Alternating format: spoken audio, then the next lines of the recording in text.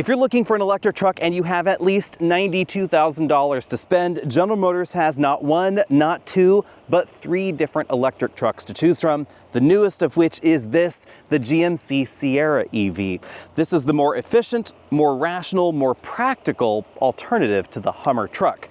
If you want the ultimate in off-road capability, big recovery hooks front and rear, you want the Hummer truck. If you want lots of usable cargo capacity inside, a slightly smaller price tag depending on the model, and significantly more range, almost 100 miles more range, then you want this, the new Sierra EV. Obviously, it's the close sister ship to the Silverado EV, but as you can see, the design is definitely different. We also get the unique GMC wheels. Let me know what you think about the design. I think the Sierra is a little bit more attractive, but I have to admit that I generally like GMC's design language a bit more than Chevy's design language. So when we're talking about the gasoline truck lineup, I tend to like the regular Sierra a bit more. Now, talking about that regular Sierra, the gasoline Sierra, it's a completely different truck because like the Silverado and the Hummer EV, this is a unibody pickup truck. GM dislikes that description. They want to try and say it's some sort of new formula, but either you have a frame that's separate or you don't, and in this truck, you don't. And that's because it is not a converted gasoline vehicle. This is a dedicated EV platform specifically for GM's largest trucks and SUVs.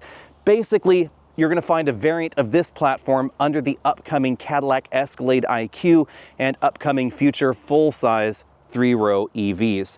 But we're here to talk about the truck. GM did, of course, merge a lot of the tech from the regular truck family into their EV trucks, like the really handy multi-port tailgate.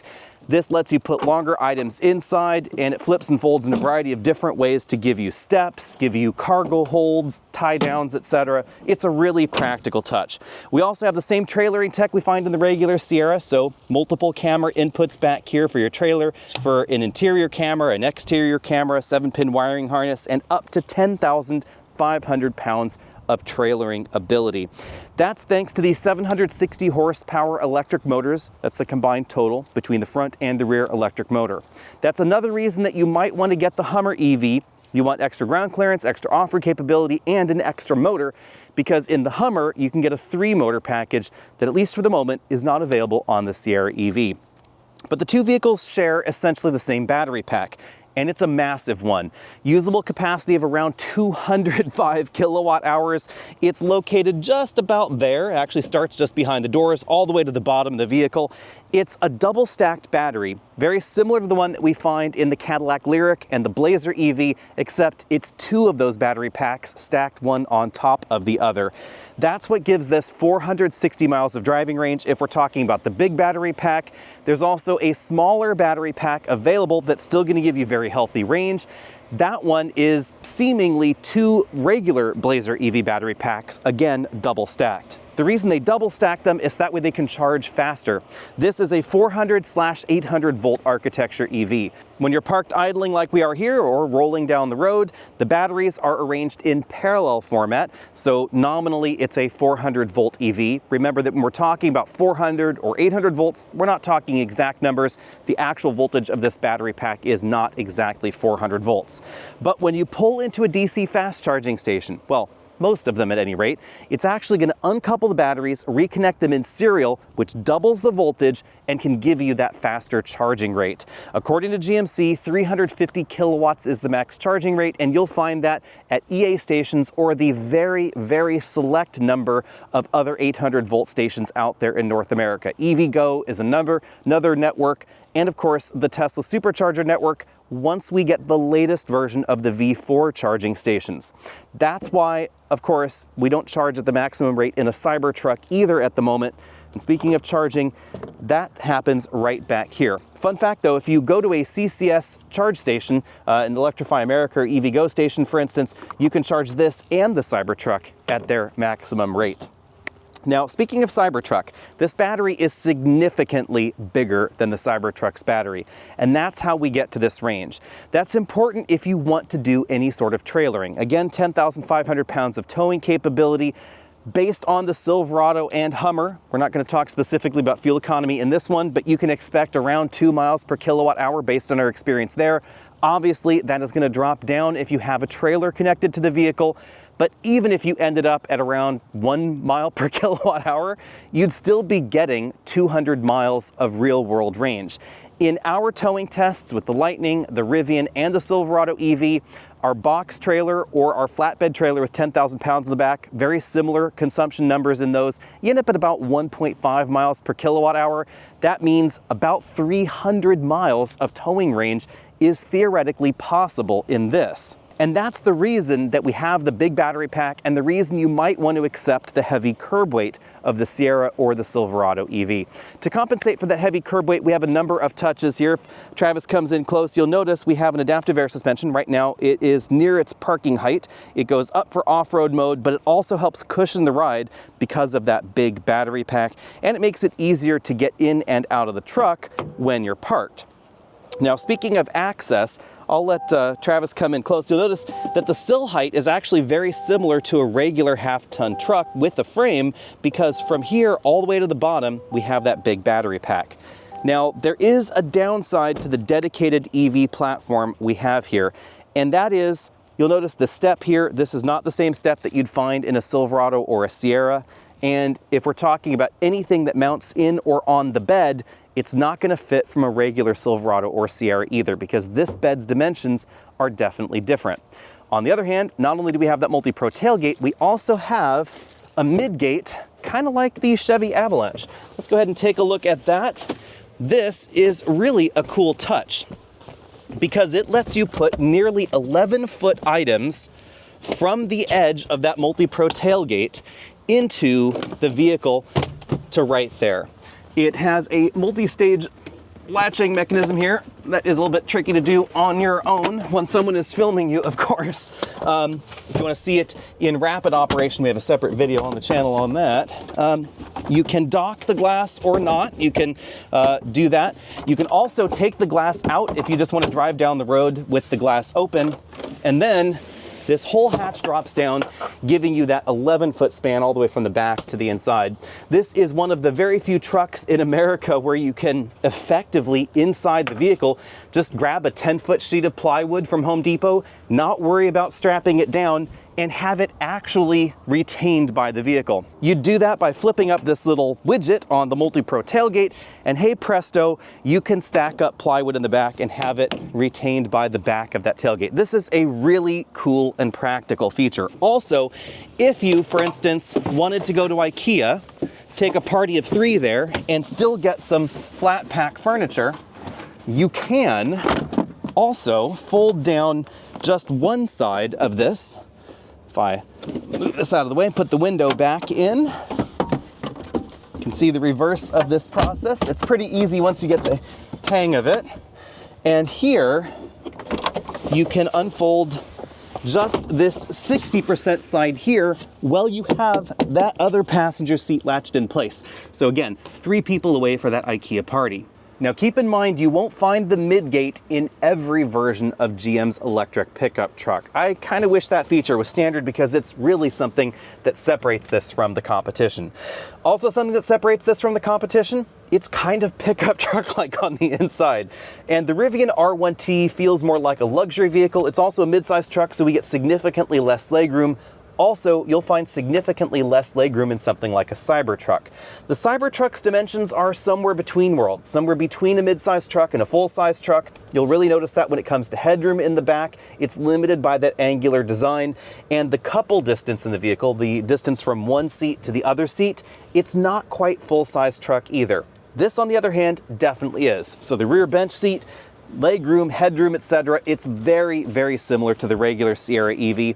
And you'll really notice that if you try and put child seats or bigger adults back here, there's just a ton of room. Also, a ton of room up front, of course. As you can see, I have this seat in a really comfortable position for me driving. Plenty of headroom is going on in here. I'm not sitting ultra close to the dashboard. Now, speaking of dashboards, let's take a look at that. Like the rest of the Sierra EV, the interior is differentiated from the regular gasoline model. So they didn't simply try and graft on a regular Sierra's interior to the electric platform, like we do find in the F-150, for instance. This has more of an SUV vibe, I would say.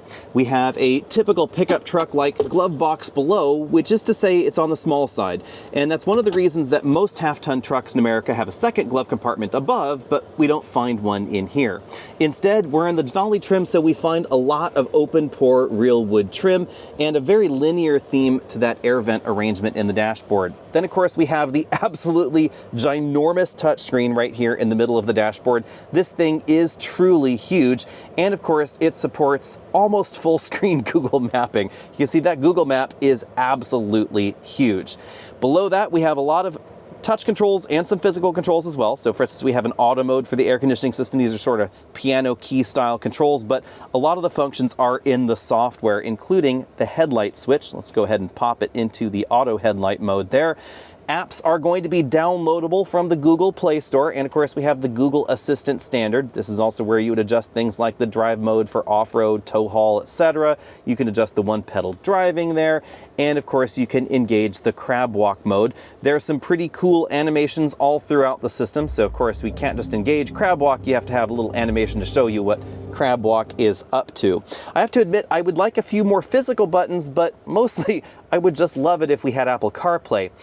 GM has said in the past, actually they've given a bunch of different excuses in the past, and I will call them excuses because there's no functional reason we couldn't have CarPlay there. They have CarPlay in other vehicles that use this exact same hardware in their lineup that aren't electric vehicles. And they have said that the ICE Sierra is going to have CarPlay for the foreseeable future. They really just want your charging data is the thing here. So if you're using Google Maps and you're navigating somewhere like, hey Google, take me to Los Angeles. I apologize for the refresh rate on your screen. The camera's just having a bit of trouble with the refresh rate on this screen, but you can see here, it is going to require some charging. Right there, a 21-minute charging stop. And if you were navigating with Apple CarPlay or Android Auto, it would just be a little bit trickier. It wouldn't have as good of a data set for that, etc. I just don't like the lack of choice. We have a phone holder right there, lots of storage going on in the center console. You can move this section backwards and forwards. There's an even bigger storage well right under there, but I did notice that this center console is a hair smaller than the average half-ton truck, mainly because of the sides of this console area. They're a bit thicker, a bit more bolstered on the side. It actually has a more premium feel than we find in the regular gasoline Sierra. Moving up to the dashboard, we have the steering column mounted shifter. Park is that button right there. Big LCD instrument cluster, obviously pretty configurable. We then have a head-up display there, and of course we have Super Cruise, so we find the Super Cruise steering wheel on this model. Lots of buttons on the steering wheel. These are for the adaptive cruise control. These are for the voice command and interacting with that cluster there. We also have heated steering wheel, and then buttons on the back because, like we see in other GM vehicles, volume up, down, and track forward, backward, those are on the back of the steering wheel. This is a regenerative braking paddle, but it's not simply on and off. The harder you pull, the more regen braking you get out of the system. Over on this side, we find the controls for things like the lane centering system, the front trunk, the rear hatch there. We find the electric brake controller, and of course, a button to control the adaptive air suspension. All right, let's check out the seats next. Remember, this is not the same cab, obviously, that you'd find in the gasoline Sierra, but dimensionally, it's very similar. Over here, we have a power driver's seat with a 4-way adjustable lumbar support. No seat massage. That's certainly something I would love to see in a 6-figure truck, but we do have a powered tilt telescopic steering column, and that's memory linked to a 2-position memory over there. We also have a heated steering wheel and, of course, heated and ventilated seats. But let me grab the camera from Travis, and let's see how the rear seats are. Is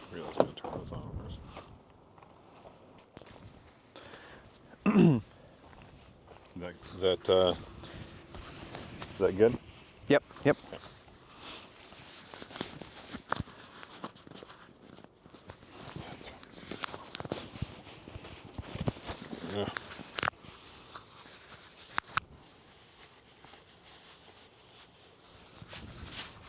Any day. Yeah, I'm working on it. But let me grab the camera from Travis and let's see how the rear seats are. Yeah, here in the back seat, there is tons of room. I tend to fit a little bit tight in most spaces. If I go all the way back, I will hit the back of the ceiling here, but anywhere forwards, it's great. Tons of leg room. Seat's a little bit low, so long trips, I might want to extend out a little bit, but I actually can and still fit. Sliding over here, you can get a better idea just how much room there is up above me. And as a passenger, I do have armrests, heated outboard seats here in this Denali model, and rear ventilation. So I should be able to make myself pretty much at home. If I have any charging to get done, it's gonna be 2 USB-Cs there and a standard outlet and a little cubby down here. I guess as far as cup holders, I'll be using the ones on the back of the center console here, but there's a ton of room. You also have a second set right there in the armrest. Yes, I do. Unless there are 5 people, of course, in which case you would get fewer cup holders than if you sat 2 in the back. Now let's get down to brass tacks. The Sierra EV is already in production and it is going to set you back at least $91,999, blah, blah, blah. $92,000 basically. That will get you the smaller range battery pack, which still gives you quite a lot of range. How many miles, Travis? So 390, what they're calling the extended range. Yeah, 390, which is still more than you get in the Hummer truck. That is the big reason to get the Sierra. I think actually the interior is also an advantage in the Sierra. Obviously the same parts are being used, but I like the styling of this interior a bit more. It's a bit more traditional truck. Now, if you want 460 miles of range, then you want the Max pack. I do find it kind of funny that they're using the same terminology that we find in the Rivian lineup. Max range, not Max pack. Ah, okay, Max range. You know, all the difference in the world there. But range max versus to pack. the max. Yes, the Max to the max. And, you know, in a way, that is the description of the Sierra. This is Max to the max. Now, what do you think, Travis? Would you get this or would you get a Rivian? The Rivian is quite a bit smaller. The Rivian is quite a bit smaller. It's going to have a lot of the same, you know, on paper capabilities, but I think I would tend to go towards the Rivian. And honestly, it comes down to size. I don't need nearly as big of a truck. I can get a lot of the same towing capacity, not necessarily the same payload. I won't have the same interior space, but I am able to get it a lot less expensive than this, well, at least at the moment that this starts. But even on a less expensive model, that Rivian is still gonna be more accessible. That's true. It's also going to be a little bit easier to park and a little bit lighter as well. And a little bit quicker if that's what's important to you. If you want to lean towards the sport truck, that Rivian will go quicker 0 to 60 than this will. Yeah, because we have that absolutely bonkers quad motor model. Mm-hmm. It is going to be, you know, more efficient, I think, is the big thing for most people. It's not going to charge as quickly, though. No, and it's also going to feel more separate from the rest of a traditional truck experience. It's going to lean towards the more Tesla oriented than the traditional Sierra, because if you hop from one to the other, they're going to feel pretty close. And if you jump into a Rivian, it feels like a totally different ownership experience. So let us all know down there in the comment section below, are you interested in something like this? Are you waiting for the new Ram truck? The Ram truck's design fundamentally is going to be more similar to what we find in the Ford lineup, with the Lightning being kind of a dual purpose platform, I guess I should say. But this is GM's re-envisioning of their entire lineup, because unlike other car companies where they have a selection of converted vehicles and dual platform, multi-platform vehicles, GM is all in on electrification, giving us interpretations or versions of their other vehicles. How do you think about that philosophy? I think this is an unabashedly electric truck, but it's not one that screams, I'm electric and I'm going against the grain. It just says, hey, this is what I am. And I think it's done a really good job of blending those two worlds. So it's not vulgar in its difference, it's just embracing it. Yeah, it is interesting, and this is part of why I said at the beginning of the video that GM is perhaps being the most aggressive of any car company out there, because they didn't create an Equinox that was gasoline and electric. They created an electric Equinox and they created a gasoline Equinox. They created an electric Blazer and a gasoline Blazer. And in the truck lineup and their SUV lineup, we're seeing the exact same thing.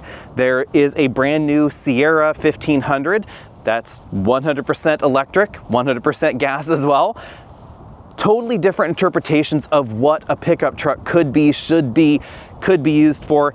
And I think that does give some flexibility, because they can give us obviously a very usable truck, but one that's been tuned towards, the practical desires of an electric owner versus maybe what someone is shopping for in a gasoline truck. It's sort of, you know, if you want the electric one, there's that. If you want the gasoline one, there's that for you. And that's the biggest thing for me, is the choice that GM is offering, except for the choice of Apple CarPlay. And I will leave you all on that thought. Let us know what you think about that down there in the comments section as well. In the meantime, be sure and find us over at Facebook, Twitter, the X's, the Blue Skies, all of the various things, the Threads, the Instagrams. I'm sure I've forgotten some of them. And of course, check out our podcast. Remember that you can always send us questions and comments that will be included in our podcast. We are going to be doing an in-depth look at reliability and what that means to customers. So be sure and sound off with your reliability horror stories, love stories, whatever you want to tell us about reliability, or honestly questions about new vehicle reliability. You can send us a voice memo to hey@autobuyersguide.com, or better yet, you can call that number down there at the bottom of your screen and you can leave us a voice message. You can also use your favorite file transfer service to send us a video recording of you asking the question, because those may be included in future videos coming up soon. See all of you later.